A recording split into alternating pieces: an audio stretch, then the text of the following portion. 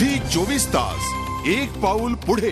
तर गुजरातमध्ये गेल्या 10 वर्षात उत्कृष्ट रस्ते झालेत। चांगल्या रस्ते बांधणीमुळे तिथली प्रवासी वाहतूक वेगवान झाली असून व्यापारही वाढलाय। विधानसभा निवडणूक प्रचारात रस्ते हा सुद्धा राजकारणाचा मुद्दा बनलाय। आमचे प्रतिनिधी अमित जोशी यांनी त्याचा एकूणच घेतलेला आढावा आता पाहूया।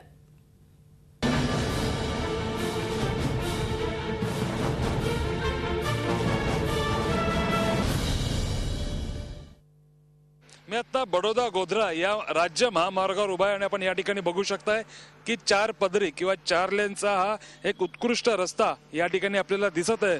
खरं तर हा राष्ट्रीय महामार्ग वाटावा किंवा नॅशनल हायवे वाटावा इतका सुंदर मार्ग या ठिकाणी तयार करण्यात आलेला आहे। पूर्वी म्हणजे जवळपास 10 ते 15 वर्षापूर्वी गोधरा ते बडोदा हे अंतर 80 किलोमीटरचं अंतर पार करण्यासाठी जवळपास 3 तासापेक्षा जास्त वेळ लागायचा। हा एक पदरी मार्ग होता।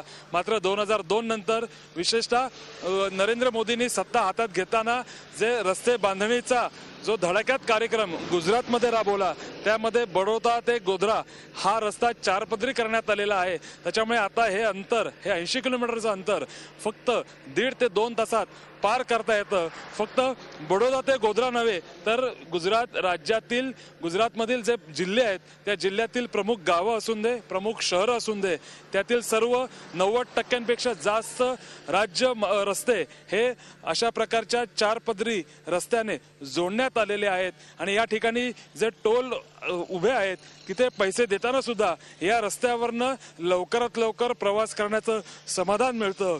जो गुजरातचा विकास झालेला आहे किंवा जे नरेंद्र मोदींचं यश मानलं जातं त्यामध्ये अशा प्रकारच्या रस्ते बांधणीचा खूप मोठा वाटा असल्याचं बोललं जात आहे। अर्थातच गेल्या 5 वर्षात अशा प्रकारच्या रस्ते बांधणीने गुजरातमध्ये मोठा जोर पकडला होता आणि त्याचा प्रत्यंतर आता गुजरातमधून फिरताना पदोपदी जाणवत आहे। याचा किती फायदा पुन्हा एकदा नरेंद्र मोदींना येत्या निवडणुकांमध्ये होतो हे आता 20 तारखेलाच स्पष्ट होईल।